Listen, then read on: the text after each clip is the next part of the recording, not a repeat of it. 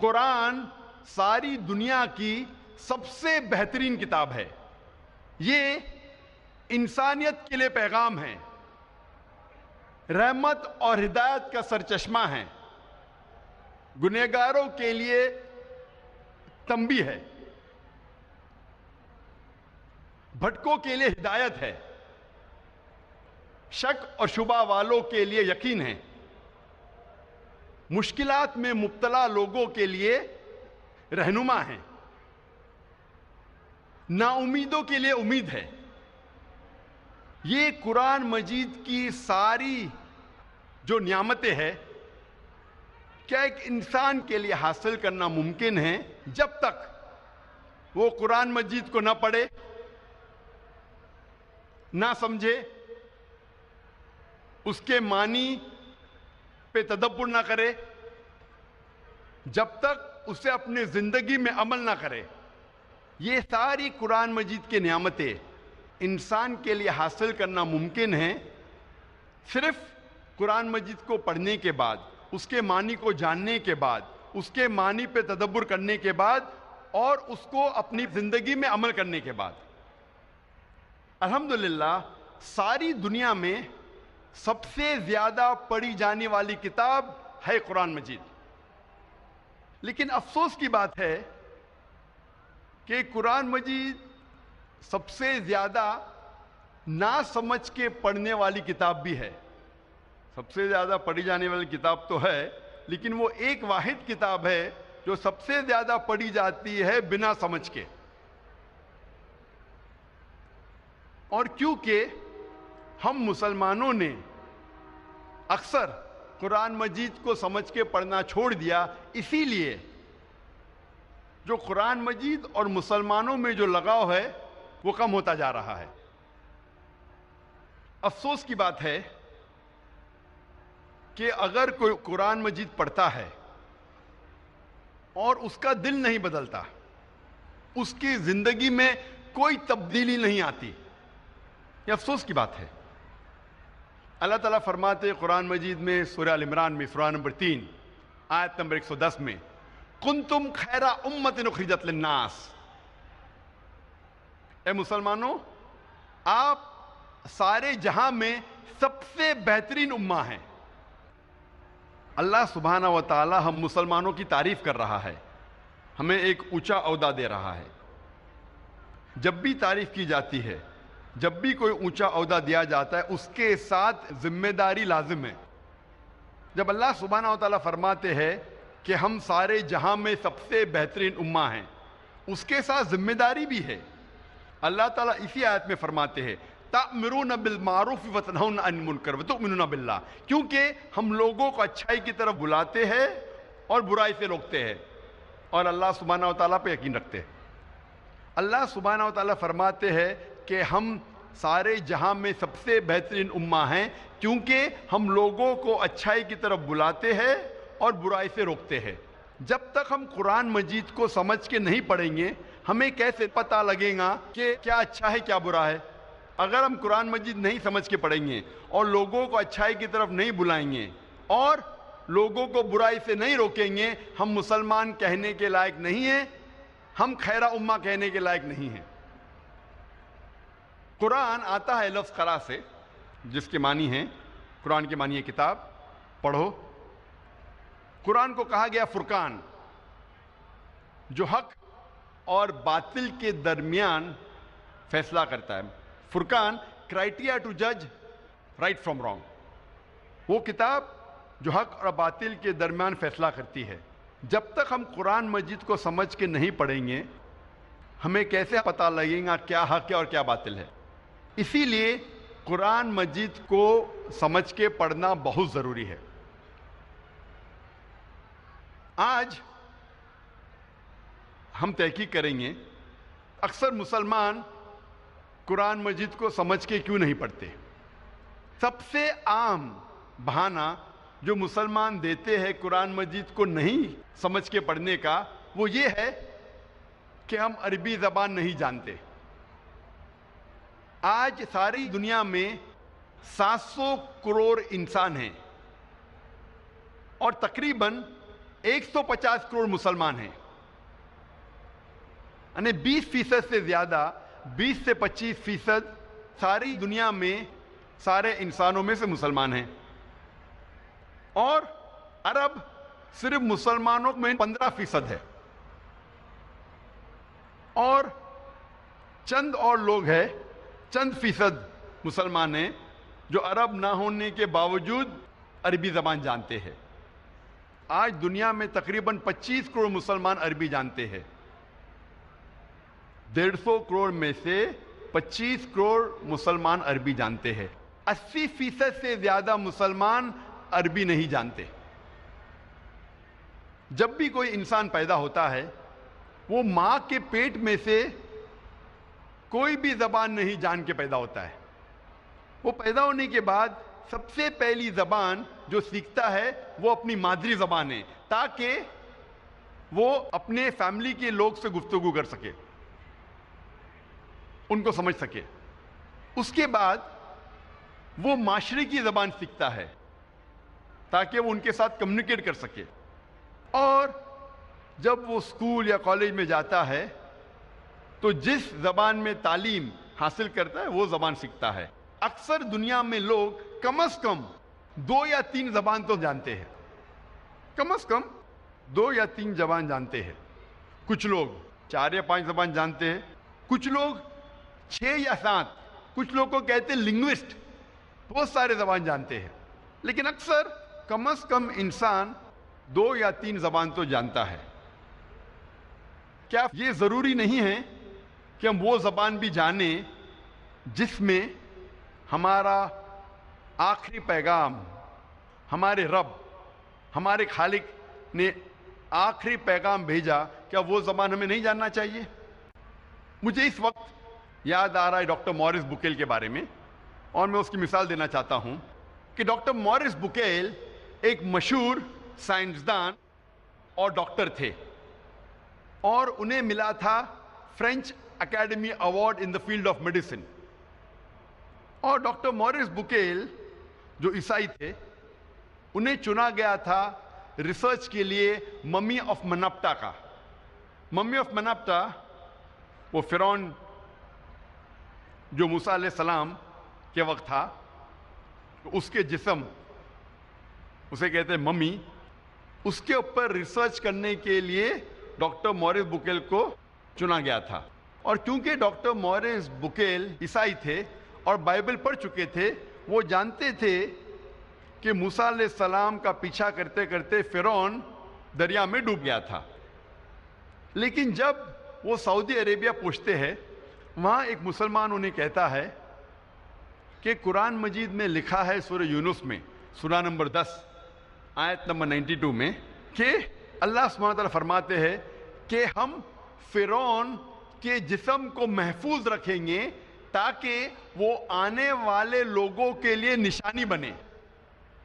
तो Morris buccal को ये पता चला कि कुरान मजीद 1400 साल पुरानी किताब है, उसमें ये लिखा है कि हम फिरौन के जिस्म को महफूज रखेंगे ताकि आने वाले लोगों के लिए निशानी बने। वो चौंक गए और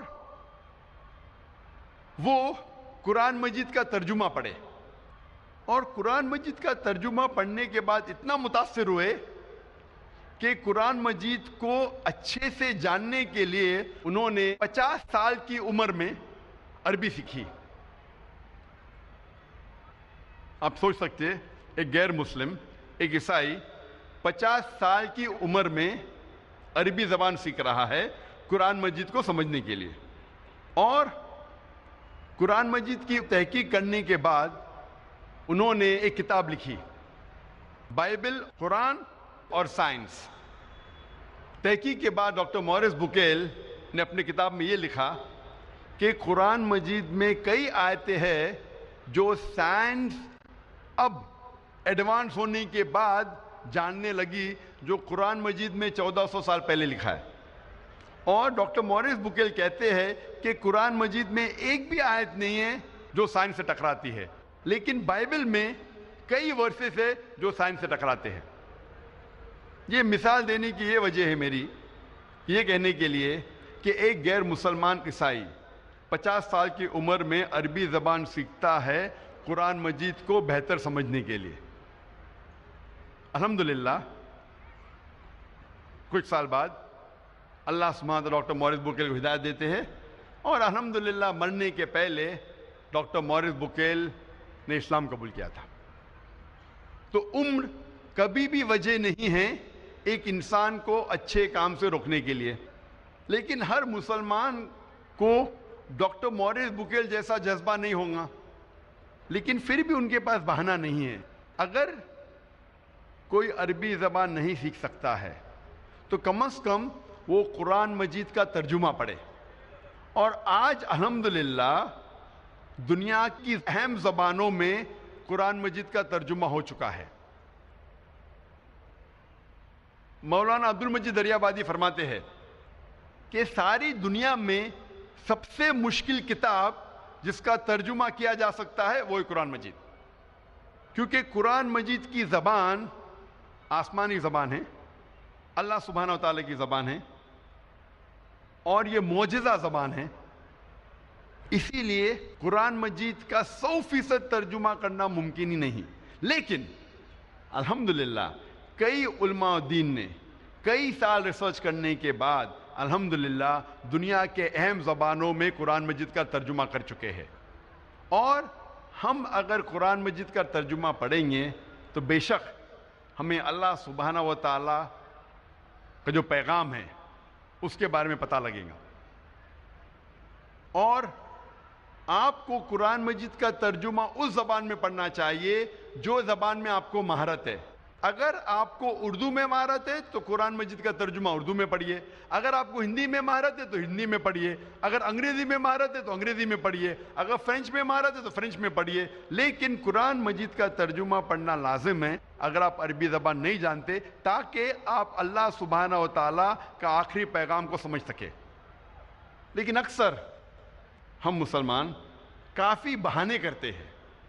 کئی مسلمان کہتے ہیں کہ میں اتنا مشغول ہوں میرے تجارت میں کہ مجھے قرآن مجید پڑھنے کا وقت نہیں. میں میرے کام میں اتنا مشغول ہوں کہ مجھے قرآن مجید پڑھنے کا ٹائم نہیں. لوگ اکثر جو اسکول اور یونیورسٹی جاتے ہیں، کالجز جاتے ہیں، اپنی زندگی میں کئی سالوں تک سینکڑوں کتابیں پڑھتے ہیں اور کئی کتابیں حفظ کر لیتے. تو کیا ضروری نہیں ہم کم از کم ہمارے خالق، ہمارے رب کے آخری پیغام کو سمجھ کے پڑھے؟ اور آپ جو دنیاوی تعلیم حاصل کرتے ہیں، یہ تعلیم آپ کو اس دنیا میں فائدہ پہنچا سکتی ہے یا نہیں سکتی؟ کئی گریجویٹ ہے، پوسٹ گریجویٹ ہے جو فارغ ہونے کے بعد بھی ان کے پاس کوئی نوکری نہیں ہے. اور کئی لوگ کو میں ہی جانتا ہوں جس فن میں گریجویشن حاصل کرتے ہیں وہ فن کو چھوڑ کے دوسرا کچھ تجارت کرتے ہیں یا دوسرا کچھ کام دھندا کرتے ہیں. تو ضروری نہیں جو آپ تعلیم حاصل کرتے ہیں وہ اس دنیا میں آپ کو فائدہ پہنچائے. لیکن یہ تعلیم اگر آپ اس تعلیم کے ذریعے اللہ سبحانہ و تعالیٰ کے قریب نہ آ سکے تو یہ تعلیم آخرت کے لیے فائدہ مند نہیں. اللہ تعالیٰ فرماتے ہیں قرآن مجید میں سورہ بقرہ میں سورہ نمبر 2 آیت نمبر 1 اور 2 میں الف لام میم ذالک الکتاب لا ریب فیہ ھدی للمتقین.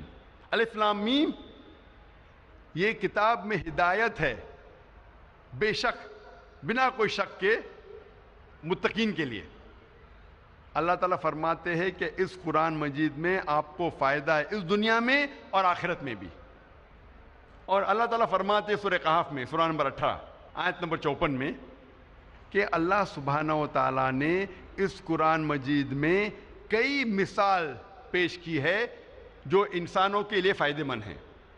اور اللہ تعالیٰ پیغام دہراتے سورہ الزمر میں سورہ نمبر 39 آیت نمبر 27 میں کہ اللہ سبحانہ و تعالیٰ نے اس قرآن مجید میں کئی مثال پیش کی ہے جو انسانوں کے لیے فائدہ مند ہیں. تو یہ قرآن مجید جب آپ پڑھیں گے تو نہ ہی آپ کو اس دنیا میں فائدہ ہوگا بلکہ آخرت میں بھی فائدہ ہوگا. اور آپ اتنے سال ضائع کرتے ہیں کتاب پڑھنے کے لیے، ڈگری حاصل کرنے کے لیے، قرآن مجید پڑھنے کے لیے کتنا وقت لگتا ہے؟ اگر آپ قرآن مجید فاسٹ پڑھیں گے تو چند دنوں میں آپ قرآن مجید پڑھ سکتے ہیں.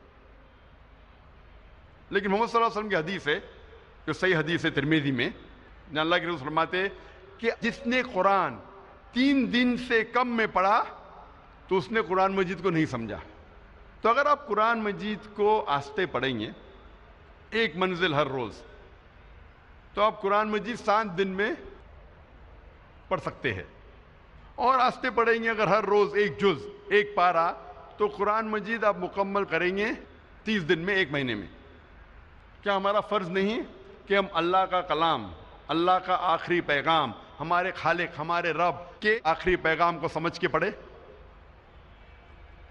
مسلمانوں کو اکثر غلط فہمی ہے کہ قرآن مجید صرف مسلمانوں کے لیے نازل ہوا اور یہ غیر مسلمانوں کے لیے نہیں ہے. اللہ سبحانہ وتعالیٰ فرماتے ہیں قرآن مجید میں، سورہ ابراہیم میں، سورہ نمبر 14 آیت نمبر 1 میں، الف لام را، ہم نے یہ کتاب نازل کی محمد صلی اللہ علیہ وسلم پہ تاکہ وہ انسانوں کو اندھیرے سے روشنی میں لے آئے، سارے انسانوں کو، نہ کہ صرف مسلمانوں کو. اللہ تعالیٰ فرماتے ہیں سورہ ابراہیم میں، سورہ نمبر 14 آیت نمبر 52 میں کہ یہ پیغام ہے سارے انسانوں کے لیے تاکہ وہ جان لے کہ ایک خدا ہے. اللہ تعالیٰ فرماتے ہیں سورہ بقرہ میں، سورہ نمبر 2 آیت نمبر 185 میں کہ رمضان وہ مہینہ ہے جس میں اللہ سبحانہ و تعالیٰ نے قرآن نازل کیا، ہدایت کے لیے سارے انسانوں کے لیے، اور یہ فرقان ہے جو حق اور باطل کے درمیان فیصلہ کرتا ہے. اللہ تعالیٰ فرماتے ہیں سورہ الزمر میں، سورہ نمبر 39 آیت نمبر 41 میں کہ ہم نے قرآن نازل کیا محمد صلی اللہ علیہ وسلم پہ تاکہ وہ انسانوں کو ہدایت دے. قرآن مجید میں یہ نہیں کہا گیا ہے کہ صرف مسلمانوں یا عربوں کو ہدایت دے، لیکن سارے انسانوں کو ہدایت دے. قرآن مجید صرف مسلمانوں کے لیے نہیں بلکہ سارے انسانوں کے لیے ہے. اللہ تعالیٰ فرماتے ہیں سورہ انبیاء میں، سورہ نمبر 21 آیت نمبر 107 میں، وما ارسلناک الا رحمۃ للعالمین، کہ ہم نے محمد صلی اللہ علیہ وسلم کو نہیں بھیجا لیکن رحمت بنا کے سارے انسانوں کے لیے، سارے عالموں کے لیے. اللہ تعالیٰ فرماتے قرآن مجید میں کہ محمد صلی اللہ علیہ وسلم رحمت بنا کے بھیجے ہیں، نہ کہ صرف مسلمانوں کے لیے، نہ کہ صرف عربوں کے لیے، بلکہ ساری انسانیت کے لیے، سارے عالموں کے لیے. اللہ تعالیٰ فرماتے سورہ فاطر میں، سورہ نمبر 35 آیت نمبر 24 میں، وما ارسلناک الا کافۃ للناس بشیرا ونذیرا، کہ ہم نے محمد صلی اللہ علیہ وسلم کو ایک یونیورسل میسنجر جیسے بھیجا ہے، سارے انسانوں کے لیے ایک پیغمبر بھیجا ہے تاکہ وہ لوگوں کو ہدایت دے. لیکن اکثر انسان اب بھی نہیں جانتے. تو محمد صلی اللہ علیہ وسلم صرف مسلمانوں یا صرف عربوں کے لیے نہیں بھیجے گئے تھے بلکہ سارے انسانوں کے لیے بھیجے گئے تھے. ہم مسلمان اکثر سمجھتے ہیں کہ یہ قرآن مجید غیر مسلمانوں کو نہیں دی جا سکتی اور غیر مسلمان اسے نہیں چھو سکتے. یہ اکثر غلط فہمی ہے اور لوگ حوالہ دیتے ہیں سورہ واقعہ کی، سورہ نمبر 56 آیت نمبر 77 to 80، جہاں اللہ سبحانہ تعالیٰ کہتے ہیں کہ یہ قرآن مجید ہے جو ایک محفوظ کتاب ہے، کوئی بھی اسے چھو نہیں سکتا، صرف مطہرین جو لوگ پاک ہے. اور لوگ سمجھتے ہیں کہ کتاب مکنون جس کا ذکر کیا گیا قرآن مجید میں وہ یہ قرآن مجید کتاب ہے، مصحف ہے، اور مطہرین مطلب ایک انسان اگر وضو میں ہے صرف وہی چھو سکتا ہے، اسی لیے کہتے ہیں کہ غیر مسلمان اسے چھو نہیں سکتے. اگر یہ آیت کے معنی ہے کہ یہ کتاب مکنون، یہ قرآن مجید کا مصحف ہے، اور جو وضو میں نہیں چھو سکتا، تو کوئی بھی غیر مسلم دکان سے 100 یا 150 روپے کا قرآن مجید خرید کے چھو سکتا ہے۔ اگر آپ تبری کی تفسیر پڑھیں گے اور ابن کثیر، اس میں لکھا ہے کہ وہی تب نازل ہوئی جب لوگ نے الزام لگائے کہ یہ قرآن مجید نعوذ باللہ محمد صلی اللہ علیہ وسلم کو شیطان کی طرف سے آ رہا ہے۔ تو یہ آیت نازل ہوئی کہ وہ کتاب مکنون جس کا ذکر ہے لوح محفوظ میں، جو قرآن مجید میں ذکر آتا ہے سورہ برج میں، سورہ نمبر 85 آیت نمبر 21 اور 22 میں، کہ وہ کتاب جو قرآن مجید لوح محفوظ میں ہیں اسے کوئی نہیں چھو سکتا ہے، صرف مطہرین، مطلب وہ لوگ نہیں صرف جسم سے، من سے، تن سے پاک ہے۔ اس کے معنی ہے کہ صرف فرشتے، وہ لوح محفوظ میں صرف فرشتے چھو سکتے ہیں۔ مطلب جو لوگ الزام لگا رہے تھے کہ یہ قرآن مجید محمد صلی اللہ علیہ وسلم کو نازل ہو رہا تھا شیطان کے ذریعے نعوذ باللہ، اس کے جواب میں یہ آیت نازل ہوئی۔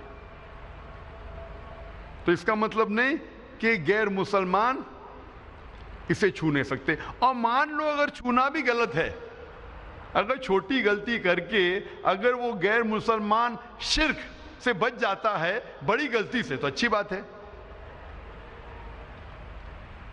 مسلمان کہتے ہیں کہ قرآن مجید اگر آپ دیتے غیر مسلمان کو صرف ترجمہ دو، مجھے کوئی اعتراض نہیں اگر آپ غیر مسلمان کو صرف ترجمہ دیتے ہیں، لیکن میں پسند کرتا ہوں کہ ترجمے کے ساتھ عربی بھی دے، کیونکہ ترجمہ ایک انسان کا ترجمہ ہے، اس میں غلطیاں ہو سکتی، اور اگر کچھ انسان غلطیاں کرتے ہیں تو یہ غلطیاں اللہ سبحانہ تعالیٰ کو منسوب نہیں کی جانی چاہیے۔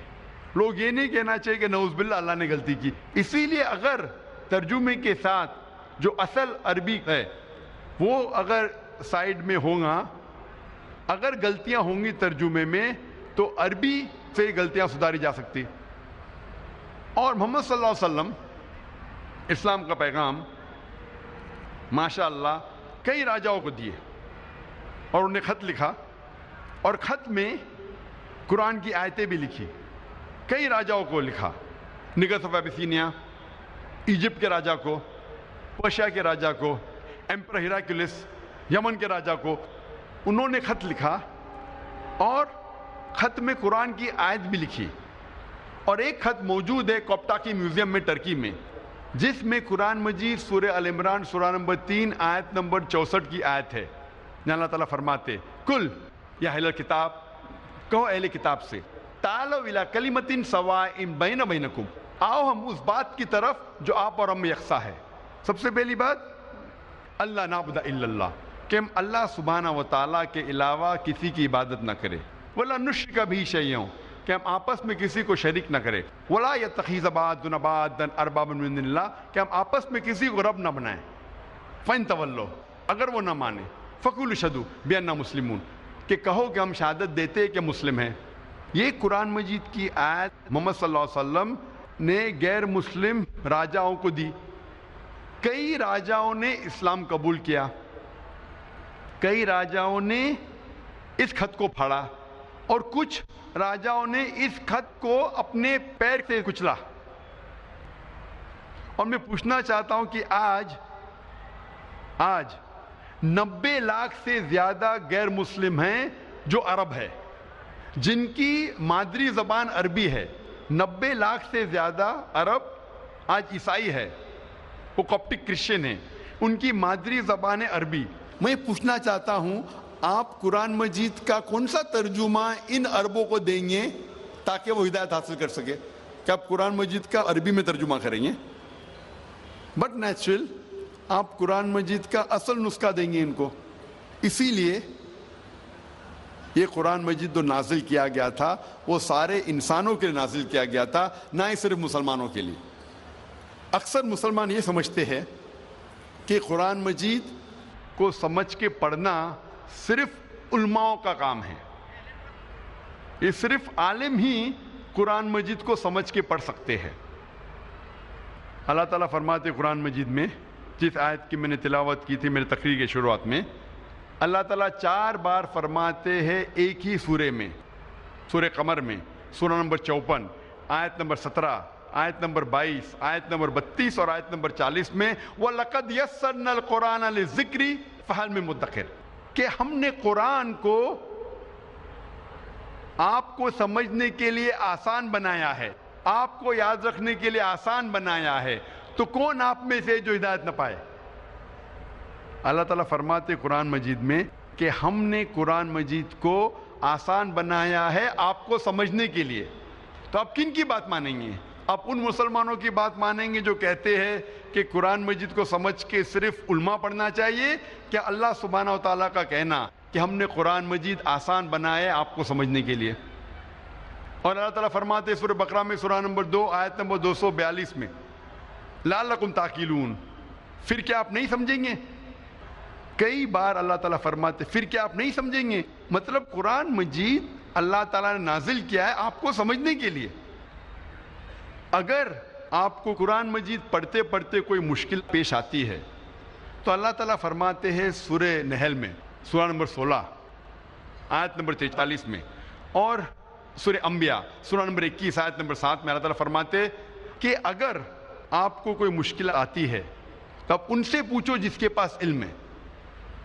فَاسْأَلُوا أَهْلَ الذِّكْرِ إِن كُنتُمْ لَا تَعْلَمُونَ, اگر آپ کو سمجھنے میں کچھ مشکل پیش آتی ہے تو آپ ان سے پوچھو جس کے پاس علم ہے, یعنی عالموں سے پوچھو.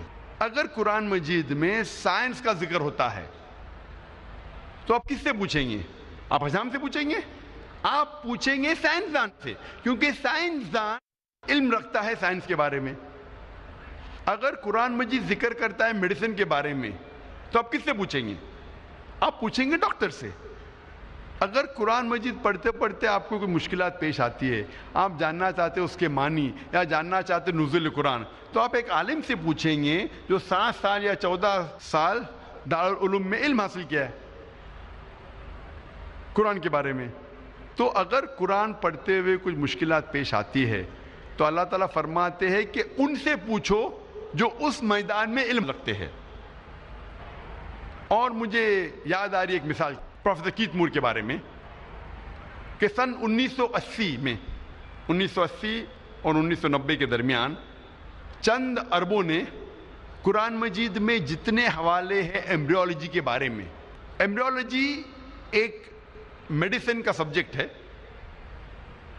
جب ماں کے پیٹ میں ایک بچہ پیدا ہوتا ہے اس کی سٹڈی کو کہتے ہیں ایمبریولوجی. ایمبریو مطلب جب ماں کے پیٹ میں بچہ ہوتا ہے شروع میں اسے کہتے ہیں ایمبریو, اس کے سٹڈی کو کہتے ہیں ایمبریولوجی. تو جتنی ایمبریولوجی کے بارے میں قرآن کے آیتیں ہیں اور حدیث ہے, ان عربوں نے اسے اکٹھا کیا اور اس کا ترجمہ کر کے پروفیسر کیت مور کے سامنے پیش کیا. پروفیسر کیت مور اس وقت سن 1980 میں دنیا کے سب سے بڑے ماہر تھے ایمبریولوجی کے, اور یونیورسٹی آف ٹورانٹو کینیڈا میں وہ head of the department of anatomy تھے. اور جب انہیں سارے ترجمہ پیش کیا تھے اور ان سے پوچھا گیا کہ آپ اس کے بارے میں کیا کہنا چاہتے ہیں, تو پروفیسر کیت مور نے ترجمہ پڑھنے کے بعد کہا کہ جتنے بھی آیتیں قرآن مجید میں اکثر جو ایمبریولوجی کے بارے میں ذکر کر رہی ہے وہ اکثر 100% صحیح ہے, لیکن چند آیتیں ہیں جو میں نہیں کہہ سکتا ہوں کہ صحیح ہے, نہ میں کہہ سکتا ہوں وہ غلط ہے کیونکہ میں خود بھی نہیں جانتا ہوں. اور 2 ایسے آیتیں تھی جو پہلی 2 آیتیں نازل کی گئی تھی سورہ اقرا میں, سورہ علق میں آیت نمبر 1 اور 2, جہاں اللہ تعالیٰ فرماتے اقرا بسم ربک الذی خلق خلق الانسان من علق, پڑھو اللہ کے نام سے جس نے پیدا کیا. جس نے پیدا کیا انسان کو ایک خون کے لوترے سے جو لٹکتا ہے, جو جونک جیسا ہے. علقہ کے 3 معنی ہیں, ایک معنی ہے خون کا لوتڑا, ایک معنی ہے لٹکنا, اور تیسرا معنی ہے کہ لیچ لائک سبسٹنس, اردو میں کہیں گے جوک. تو پروفیسر کیت مور نے کہا کہ میں نہیں جانتا ہوں کہ ایمبریو بچہ جب ماں کے پیٹ میں پیدا ہوتا ہے ایمبریو وہ جونک جیسا لگتا ہے کہ نہیں. تو پروفیسر کیت مور نے اپنے لیبارٹری میں ایک پاورفل مائکروسکوپ کے اندر ایمبریو کو دیکھا اور سائڈ میں اس نے جوک کی تصویر لی اور وہ چونک گئے کہ آپس میں کتنے آئیڈینٹیکل تھے، وہ یکساں تھے۔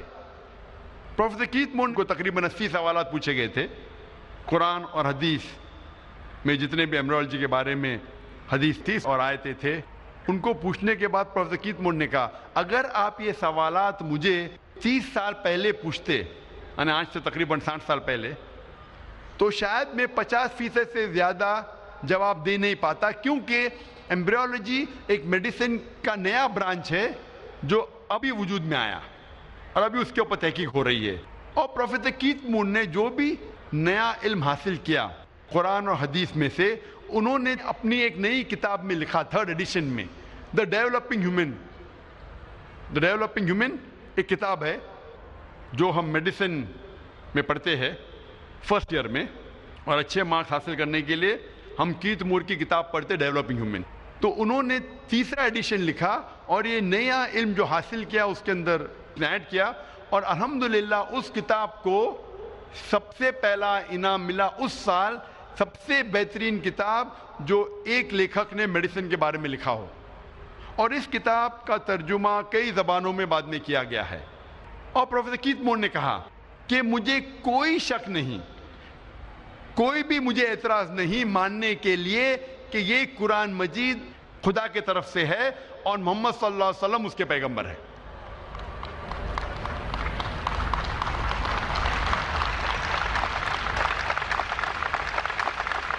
جب بھی آپ کوئی ایک مشین لیتے ہیں تو اس کے ساتھ آتا ہے انسٹرکشن مینیول۔ انسٹرکشن مینیول مطلب اس مشین کو کس طریقے سے چلایا جاتا ہے اس کے اوپر ایک کتاب آتی ہے، انگریزی میں کہتے ہیں انسٹرکشن مینیول۔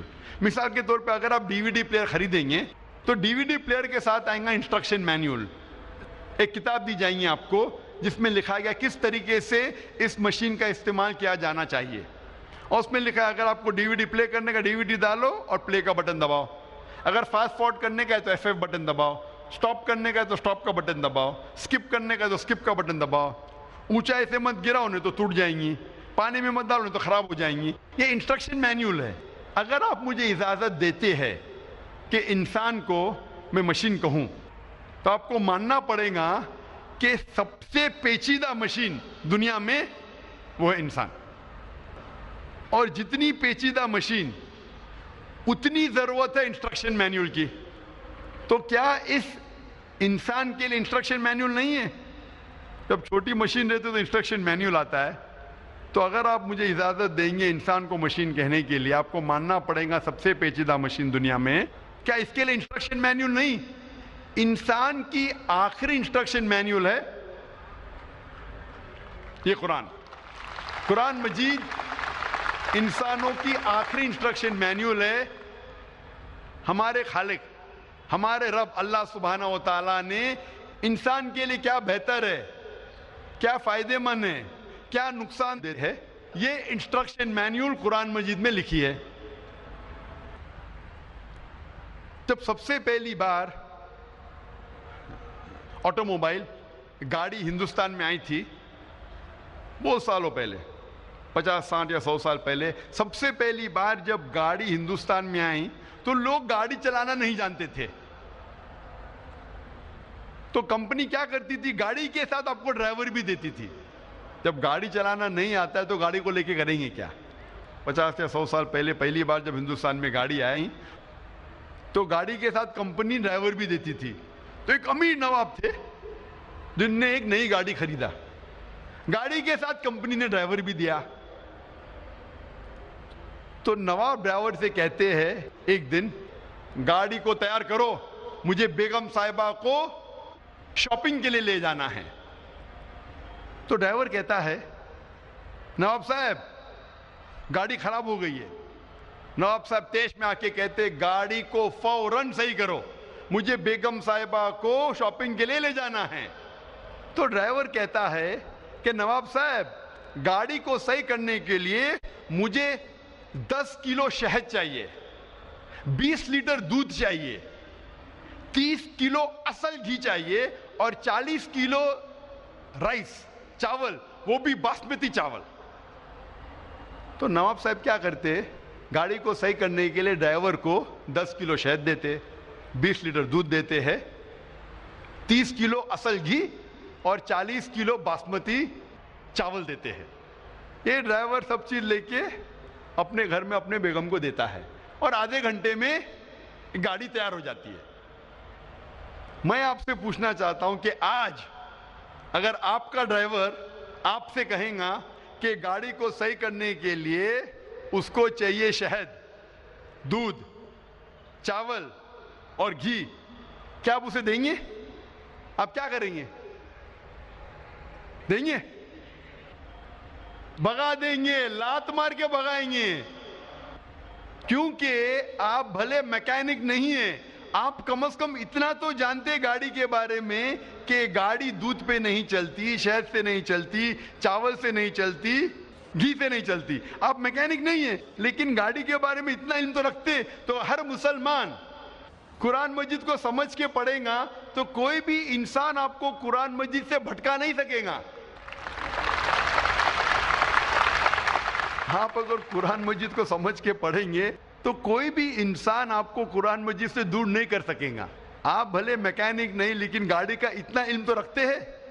اسی طریقے سے اگر ہم قرآن مجید سمجھ کے پڑھے، اگر گاڑی خراب ہو جاتی ہے تو آپ جاتے میکینک کے پاس۔ اسی طریقے سے قرآن مجید پڑھتے پڑھتے کچھ مشکلات پیش آتی ہے تو پھر آپ عالم کے پاس جاؤ، اس ماہر کے پاس جاؤ اس فن میں جس میں آپ کو مشکل ہے۔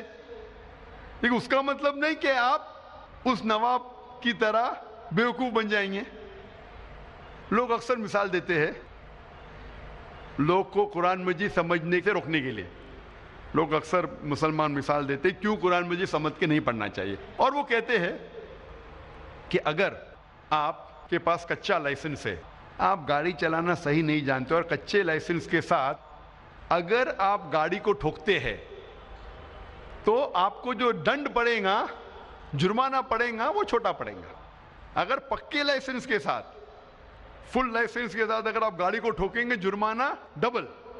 اسی لیے جب کچے لائسنس کا گاڑی ٹھوکیں گے کم جرمانہ، اسی طریقے سے قرآن مجید کو سمجھ کے مت پڑھو، گناہ کریں گے تو کم سزا ملے گی۔ اگر قرآن مجید کو سمجھ کے پڑھیں گے اور گناہ کریں گے تو ڈبل سزا ملے گی۔ اسی لیے نہیں سمجھ کے پڑھنا اور گناہ کرنا اچھی بات ہے۔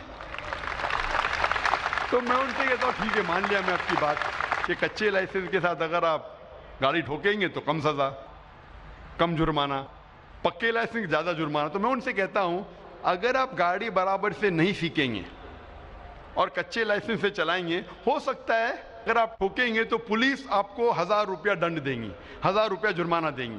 اگر آپ پکے لائسنس کے ساتھ گاڑی چلائیں گے اور ایکسیڈنٹ کریں گے، ٹھوکیں گے، تو پولیس آپ کو 2000 روپیہ جرمانہ دیں گی۔ لیکن اگر آپ کچے لائسنس کے ساتھ چلائیں گے، گاڑی چلانا نہیں سیکھیں گے، ہو سکتا ہے 5 سال میں آپ 100 بار گاڑی ٹھوکیں گے تو آپ کو جرمانہ دینے پڑیں گا 1000 × 100 1 لاکھ روپیہ۔ اگر آپ برابر سے گاڑی سیکھیں گے، 5 سال میں ہو سکتا ہے کہ 1 بار گاڑی ٹھوکیں گے تو 5 سال کے بعد جرمانہ آپ کو 2000 روپیہ۔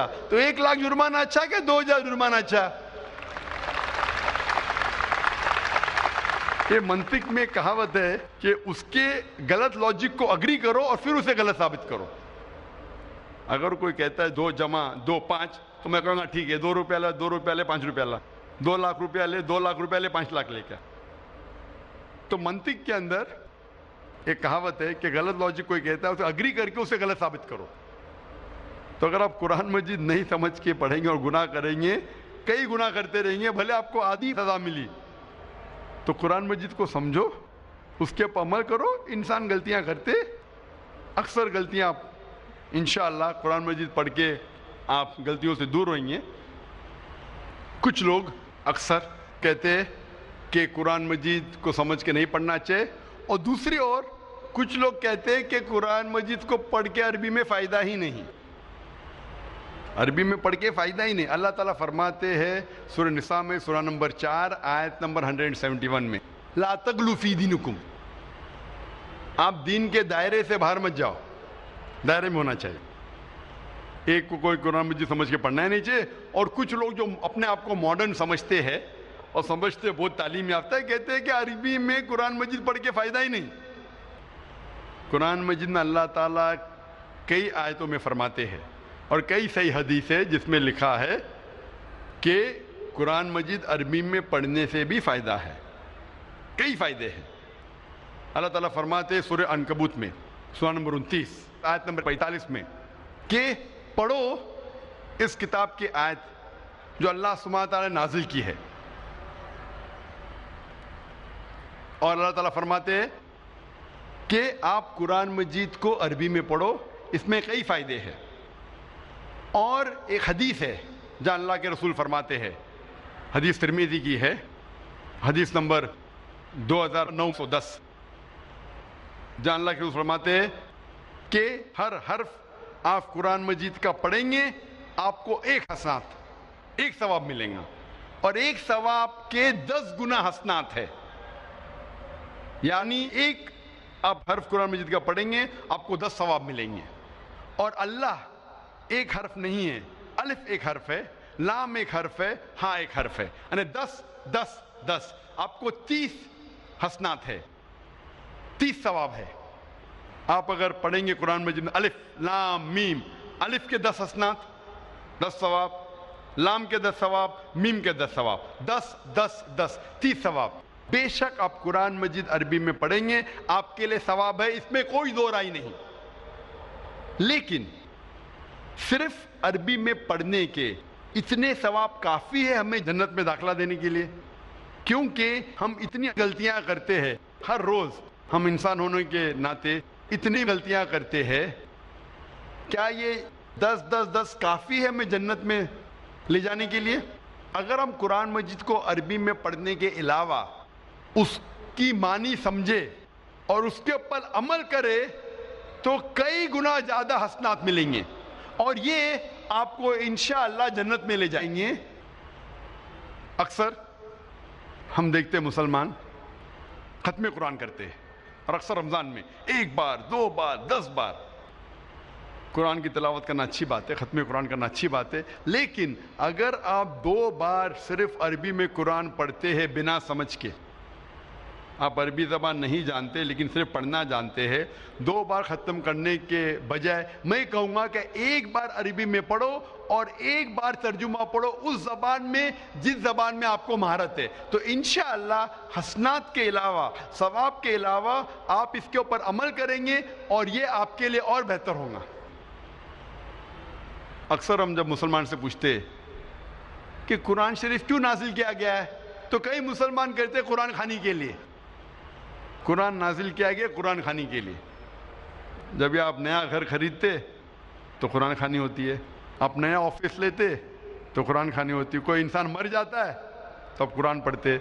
میں قرآن مجید میں کوئی بھی آیت نہیں جانتا ہوں جس میں لکھا ہے قرآن پڑھو کسی کے مرنے کے بعد۔ میں کہیں بھی کوئی بھی حدیث نہیں جانتا ہوں جس میں لکھا ہے جہاں اللہ کے رسول یا صحابہ نے کبھی قرآن پڑھے کسی کے مرنے کے بعد، کہ قرآن خوانی مرنے کے بعد لوگ کو بلایا جاتا ہے اور قرآن پڑھایا جاتا ہے۔ اگر آپ قرآن پڑھنا چاہتے بے شک پڑھو، آپ ہر روز پڑھو، عربی میں پڑھو اور معنی کے ساتھ پڑھو۔ میں ایک مثال دینا چاہتا ہوں کہ ایک انسان جاتا ہے فرانس بی اے میں گریجویشن کرنے کے لیے، ایک ہندوستانی جاتا ہے فرانس اور وہ فرینچ زبان نہیں جانتا ہے، فرینچ زبان نہیں جانتا ہے لیکن انگلش جانتا ہے، اور انگلش کی لکھاوٹ ABCD وہ فرینچ میں بھی ہے لیکن معنی الگ ہے۔ تو وہ فرانس جاتا ہے گریجویشن کرنے کے لیے، ہر روز وہ کالج میں حاضری دیتا ہے، اسے ملتا ہے پی از فار پریزنٹ، ہر روز وہ حاضری دیتا ہے۔ جب ایگزامینیشن کا پیپر آتا ہے لیکن وہ کچھ سمجھتا نہیں کیونکہ وہ فرینچ نہیں جانتا ہے۔ جب ایگزامینیشن کا دن آتا ہے وہ ایگزامینیشن ہال میں جاتا ہے، وہاں بھی اسے پی ملتا ہے، پی فار پریزنٹ۔ میں آپ سے پوچھنا چاہتا ہوں جب وہ پورے سال میں کچھ فرینچ میں نہیں سمجھا، وہ ایگزامینیشن میں بیٹھیں گا، ایگزامینیشن پیپر بھی ہے فرینچ میں، کیا وہ ایگزامینیشن میں پاس ہوں گا؟ بالکل نہیں۔ پی کا مطلب پاس نہیں، پی کا مطلب پریزنٹ، لیکن وہ پاس نہیں ہوگا، اس سے پاس ہونے کے لیے سمجھنا پڑے گا۔ تو اسی لیے اگر آپ اس زندگی میں پاس ہونا چاہتے تو آپ کے لیے فرض ہے کیا اس زندگی کے بارے میں جانیں کیا چیز اچھی ہے کیا بری ہے، کیا فرض ہے کیا حرام ہے۔ اور اللہ تعالیٰ فرماتے قرآن مجید میں سورہ ملک میں سورہ نمبر 67 آیت نمبر 2 میں الذی خلق الموت والحیات، کہ اللہ سبحانہ و تعالیٰ نے موت اور زندگی دی ہے تاکہ وہ جانچ سکے کہ آپ میں سے سب سے اچھا کون ہے عمل میں۔ تو اللہ تعالیٰ کہتے ہیں کہ یہ زندگی ہمارے لیے امتحان ہے، اللہ نے موت اور زندگی پیدا کی ہے تاکہ وہ جانچ سکے آپ میں سے عمل میں سب سے اچھا کون۔ تو یہ ٹیسٹ میں جب آپ بیٹھ رہے ہیں، اس ٹیسٹ کے اصول آپ نہیں جانتے، اچھا کیا برا کیا، فرض کیا حرام کیا، تو کیا فائدہ۔ تو اگر آپ اس امتحان میں، زندگی کے امتحان میں پاس ہونا چاہتے ہیں تو آپ کے لیے فرض ہے کہ آپ یہ جانیں کہ اس امتحان کے اصول کیا ہے، اس کے فرائض کیا ہے۔ میں مثال دینا چاہتا ہوں کہ اگر آپ کا ایک قریب دوست بمبئی سے آتا ہے کشن گنج میں آپ کو ملنے کے لیے، لیکن وہ انگریزی زبان میں مہارت رکھتا ہے میرے جیسا، اور وہ ٹوٹی پوٹی اردو بات کر لیتا ہے میرے جیسا، آپ کے ساتھ آتا ہے کشن گنج میں، ایک ہفتہ رہتا ہے، آپ کا قریب دوست ہے، ایک ہفتہ رہتا ہے اور آپ کا جگری یار ہے۔ ایک ہفتے بعد وہ واپس جاتا ہے، لیکن کیونکہ وہ اردو یا ہندی تھوڑی بہت بول لیتا تھا لیکن لکھنا نہیں آتا ہے، وہ بمبئی جا کے آپ کو خط لکھتا ہے انگریزی میں، اور انگریزی زبان آپ کو نہیں آتی۔ وہ خط جب آپ کو انگریزی میں لکھتا ہے، آپ کو انگریزی نہیں آتی، تو آپ کیا کریں گے؟ آپ یہ جاننے کی کوشش نہیں کریں گے کہ میرا جگری یار کیا کہہ رہا ہے اپنے خط میں، کوشش کریں گے کہ نہیں؟ آپ کیا کریں گے؟ اس خط کو لے کے جائیں گے ایسے انسان کے پاس جو انگریزی جانتا ہے، اس خط کا ترجمہ کر سکے گا۔ آپ جاننا چاہیں گے کہ میرے جگری یار نے، میرے قریب دوست نے خط میں کیا لکھا، تو یہ فرض نہیں کہ آپ جاننا چاہیں گے کہ ہمارے خالق، ہمارے رب اللہ سبحانہ و تعالیٰ نے اپنے آخری پیغام میں کیا پیغام دیا انسانوں کے لیے۔ آپ کو آخری پیغام کو ترجمہ کرنے کی ضرورت نہیں، کیونکہ اس کا ترجمہ ہو چکا ہے، اور الحمدللہ دنیا کی اہم زبانوں میں اس کا ترجمہ ہو چکا ہے۔ تو فرض نہیں ہے کہ آپ ترجمہ پڑھیں اپنے رب، اپنے خالق، اپنے اللہ سبحانہ و تعالیٰ کے آخری پیغام کا۔ ہم مسلمان الحمدللہ قرآن مجید کی عزت کرتے ہیں، لیکن اکثر لوگ اتنی عزت دیتے ہیں کہ قرآن مجید کے مین مقصد کو بھول جاتے ہیں۔ عزت دو لیکن قرآن مجید کے مقصد کو مت بھولو۔ ہم مسلمان قرآن مجید کو ایک اونچے شیلف پہ رکھتے ہیں، اپنی الماری کے سب سے اونچے شیلف پہ رکھیں گے، اتنے اونچے شیلف پہ کہ آپ کو سٹول لینے پڑیں گا، اور قرآن مجید کو پھر رکھتے اوپر کہ اتارنے کے لیے اس کو مشکل ہو جائے۔ قرآن مجید ایک ہدایت کی کتاب ہے، ایک گائیڈ ہے۔ آپ اگر گائیڈ ہر روز جو پڑھی جانے والی کتاب ہے اس کو اتنے اونچائی پہ نہیں رکھیں گے کہ اس کو نکالنا مشکل پڑے، ایسے جگہ پہ رکھیں گے جہاں سے نکالنا آسان ہے۔ ہم مسلمان قرآن مجید کو مخمل کے کپڑے میں باندھتے ہیں، اور اتنا ٹائٹ باندھتے ہیں کہ کھولنے کے لیے 5 منٹ لگتا ہے، اور اگر بند کرنے پڑے وہ مخمل کے کپڑے میں باندھنے کے اور 5 منٹ لگیں گا۔ تو اگر آپ کے پاس 10 منٹ ہے تو آپ سوچیں گے 10 منٹ میں قرآن کیا پڑھنے کا، 5 منٹ تو کھولنے کے لیے لگے گا، 5 منٹ باندھنے کے لیے تو چھوڑو بھی نہیں پڑیں گے۔ قرآن مجید کو عزت دو، قرآن مجید کا احترام کرو، لیکن اتنا مت کرو کہ مقصد ہی فوت ہو جائے۔ عزت دو، اونچائی پہ رکھو، پر اتنی اونچائی پہ نہیں کہ نکالنا مشکل پڑے۔ اس کو محفوظ رکھو، لیکن اتنا ٹائٹ مت باندھو کہ کھولنا مشکل پڑے اور بند کرنا مشکل پڑے۔ ہم قرآن مجید کو ہاتھ لگانے کے لیے 1000 چیز سوچتے ہیں، جیسے وہ RDX بم ہے۔ قرآن مجید کو ہاتھ لگانے کے پہلے ہم سوچتے ہیں کہ میں جوتے میں ہوں تو قرآن مجید کو ہاتھ لگا سکتا ہوں کہ نہیں، میں کھڑا ہوں تو قرآن مجید کو پکڑ سکتا ہوں کہ نہیں، میں ٹریول کر رہا ہوں، میں سفر کر رہا ہوں، قرآن مجید کو ہاتھ لگا سکتا ہوں کہ نہیں، کیا میں سفر میں پڑھ سکتا ہوں کہ نہیں، کیا میں جدھر کام کر رہا ہوں ادھر پڑھ سکتا ہوں کہ نہیں، کیا میں جوتے کے ساتھ ہاتھ لگا سکتا ہوں کہ نہیں۔ ہم 1000 سوالات پوچھتے ہیں قرآن مجید کو ہاتھ لگانے کے پہلے، جیسے وہ RDX بم ہے۔ قرآن مجید ہمارے زندگی کی ہدایت کی کتاب ہے. وہ ایسی کتاب ہے جو روز پڑھے جانے والی کتاب ہے. اور کہیں نہیں لکھا ہے کہ ہم جوتے کی حالت میں قرآن مجید کو نہیں پکڑ سکتے, ہم کبھی سفر کر رہے تو قرآن مجید کو نہیں پڑھ سکتے. ہمارے اتنے خود کے شرائط ہے کہ یہ ہمیں قرآن مجید کو پڑھنے سے روکتے ہیں. یہ ہمارے بنائے ہوئے شرائط ہے جو قرآن مجید کو پڑھنے سے روکتے ہیں. یہ ہدایت کی کتاب ہے, اسے روز پڑھو. آپ جب عرب ممالک جائیں گے, آپ دیکھیں گے عرب جب مسجد میں آتے ہیں نماز پڑھنے کے لیے, اور اگر چند منٹ باقی ہے, 10 منٹ باقی ہے, تو ضائع نہیں کرتے. کیا کرتے؟ فوراً قرآن مجید کو لیتے اور پڑھنے لگتے. جب اقامت ہو جاتی ہے قرآن بھی رکھ کے نماز پڑھنے لگتے. ہماری مسجد میں بھی آپ دیکھیں گے چند لوگ قرآن مجید پڑھتے, لیکن صرف سب سے پہلی صف میں, اول صف میں. دوسری صف میں آپ دیکھیں گے نہیں. کیوں؟ دوسری صف میں اگر کوئی قرآن مجید پڑھے گا تو کوئی آ کے ٹوکے گا, اس کی پیٹھ قرآن مجید پہ حرام. آپ قرآن مجید کو پیٹھ نہیں دکھا سکتے. اور اگر آپ قبلے کی طرف پیٹھ کر کے قرآن مجید پڑھے وہ بھی حرام. میں مسجد حرام الحرم میں مکہ میں کئی بار گیا ہوں, اور وہاں بچوں کو قرآن پڑھایا جاتا ہے روز. دیکھا ہوں میں استاد کا منہ قبلے کی طرف, اور سب بچے استاد کو دیکھ کے پڑھ رہے. کدھر بھی نہیں لکھا ہے کہ کعبہ کو پیٹ کر کے قرآن مجید نہیں پڑھ سکتے.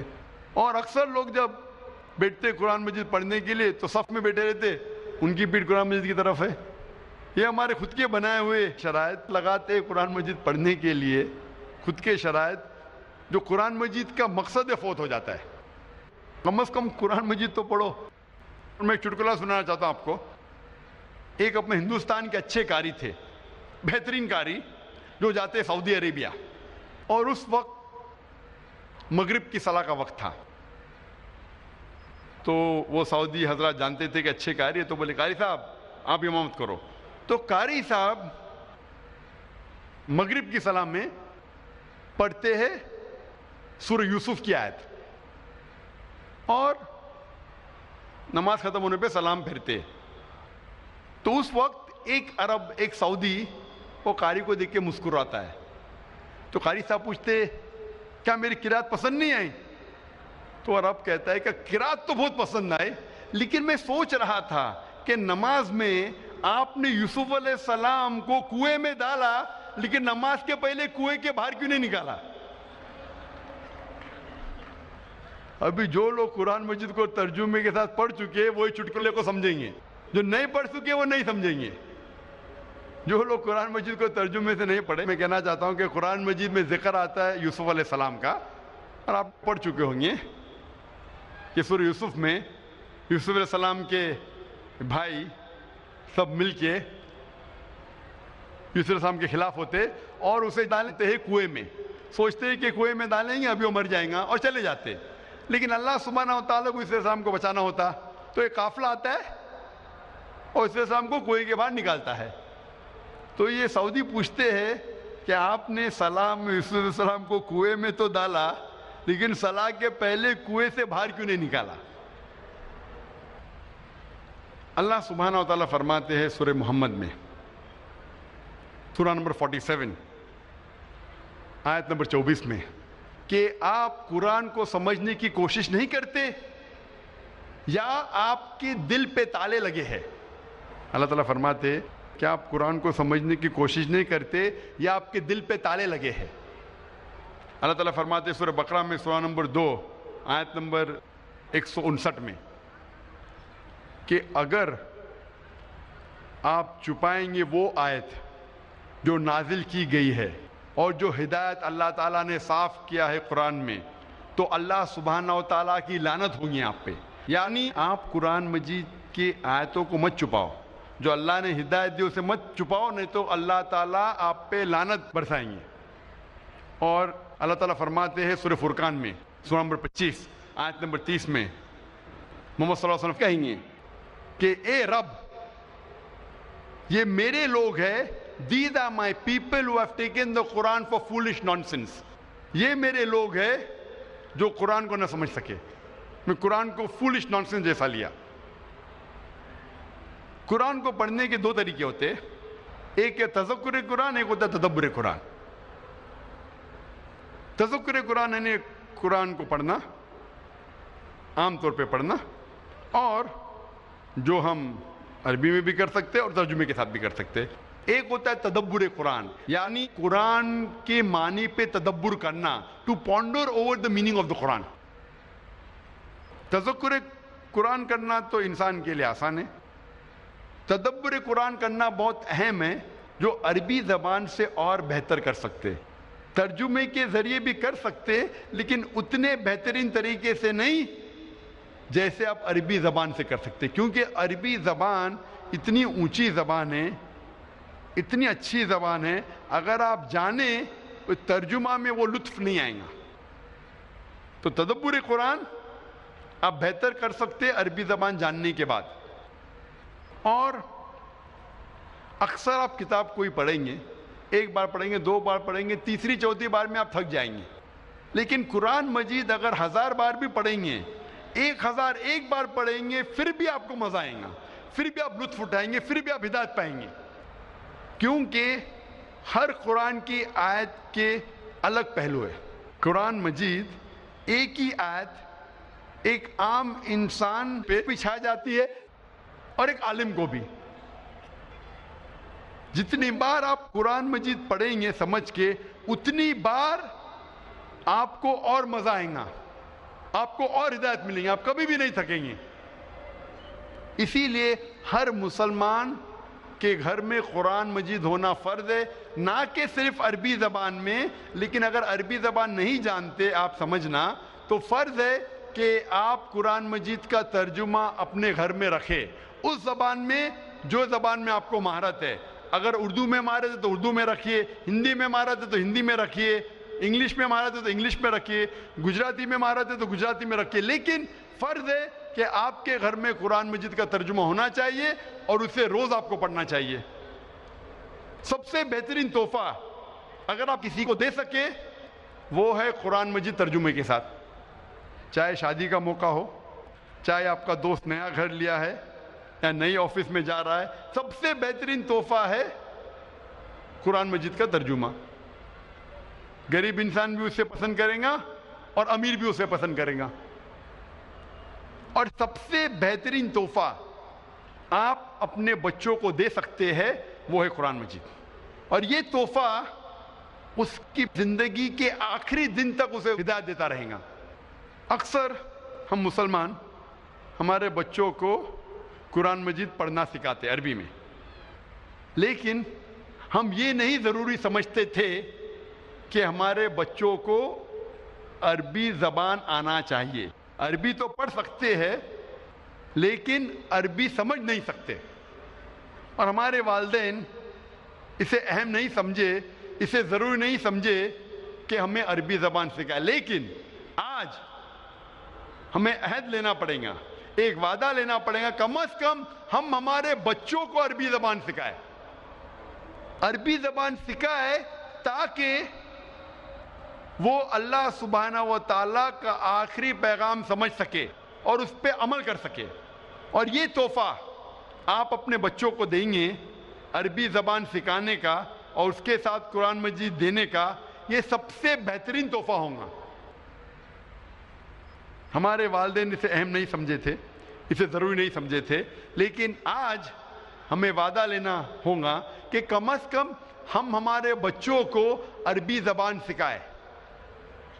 میں جانتا ہوں کہ میں چھوٹا سا دائی ہوں، میں عربی زبان نہیں جانتا ہوں، تھوڑی بولی شوئی ادھر ادھر۔ میں جانتا ہوں کہ عربی زبان جاننا کتنا اہم ہے، اسی لیے میں نے میرے تینوں بچوں کو عربی زبان سکھائی، 3 سال کی عمر سے سکھائی۔ میری بیٹی 13 سال وہ بھی عربی زبان جانتی ہے، میری بیٹی جو 15 سال وہ بھی جانتی ہے، اور میرا بیٹا جو 17 سال کا وہ بھی جانتا ہے، عربی زبان جانتا ہے، اور تینوں حفاظ ہیں ماشاءاللہ۔ اکثر ہمارے مدرسے میں حافظ بناتے ہیں، حفظ کرتے ہیں قرآن، لیکن قرآن سمجھ نہیں سکتے۔ حفظ کرنا اچھی بات ہے الحمدللہ، میں انہیں کہتا ہوں غلط بات ہے، بہت اچھی بات ہے، انشاءاللہ آپ کو ثواب ملے گا، لیکن اگر حفظ کے ساتھ انہیں عربی زبان سکھائے تو سونے پہ سہاگا۔ انشاءاللہ امید ہے کہ ہماری دوسری نسل جو قرآن کو حفظ کریں گی، جو عربی زبان جانیں گی اور قرآن پہ عمل کریں گی، ہم سے کئی گنا اچھی ہوں گی۔ اسی لیے اسی اسکول ہم نے قائم کی ممبئی میں، تاکہ ہمارے اسکول سے جو طلباء فارغ ہوں گے، ذاکر نائک معیار تو ہے ہی نہیں، لوگ کہتے ہیں ذاکر نائک بننے کا۔ ذاکر نائک ایک ناچیز ہے، وہ تو بولتے بولتے اللہ تعالیٰ نے مجھے اسٹیج پہ لے گیا، میں تو ہکلاتا تھا، اور آپ کی محبت ہے جو آپ کو یہاں کھینچ لائی ہے۔ لیکن انشاءاللہ جو اگلی نسل، فیوچر جنریشن، نیکسٹ جنریشن جو بنیں گی، وہ انشاءاللہ عربی زبان پہ اگر مہارت رکھی اور پھر حفظ کرے اور پھر دعویٰ کرے تو انشاءاللہ وہ اور اونچائی پہ جائیں گی۔ آپ اپنے گھر میں ہر روز قرآن پڑھنا چاہیے، اور ساری فیملی ممبرز کے لوگ، سارے خاندان کے لوگ اکٹھا ہو کے پڑھ سکتے، چاہے اکیلے پڑھو، اکٹھا پڑھو، لیکن ایک وقت طے کرو، ہو سکتا ہے فجر کے بعد، ہو سکتا ہے عشاء کے بعد، جو وقت میں آپ کو زیادہ فرصت ہے، ہر روز آپ قرآن پڑھو ترجمے کے ساتھ۔ اگر زیادہ نہیں پڑھ سکتے، کم از کم ایک رکوع پڑھو، ایک رکوع روز پڑھیں گے ترجمے کے ساتھ، تو انشاءاللہ 1.5 سال میں قرآن مجید مکمل ہو جائیں گے۔ یہ کم سے کم کی بات کر رہا ہوں۔ آپ اپنے ادارے میں، آپ جو تجارت کرتے ہیں، آپ کے جتنے ملازم ہیں، ان کے اوپر فرض کر دو قرآن مجید پڑھنے کے لیے۔ ہمارے اسلامک ریسرچ فاؤنڈیشن میں ممبئی میں، وہاں تقریباً ماشاءاللہ 400 سے زیادہ ملازم ہیں۔ فرض ہے کہ سب سے پہلی چیز جب وہ آئیں گے، اپنا انگوٹھا ڈالیں گے ٹائم مشین پہ، تو ٹائم رجسٹر ہو جاتا ہے کون سے وقت آئے۔ سب سے پہلی چیز کرے وہ یہ ہے کہ قرآن مجید کو ترجمے کے ساتھ پڑھے، کم از کم ایک رکوع، فرض ہے، چاہے 15 منٹ لگے چاہے 20 منٹ لگے، ایک رکوع تو کم از کم پڑھے، یا 2 رکوع پڑھے، جتنا بھی پڑھ سکتے، عربی میں پڑھے، اس کے ساتھ ترجمہ پڑھے۔ لوگ کہیں گے 400 لوگ ہر روز 15 سے 20 منٹ، یہ تو فضول خرچی ہے۔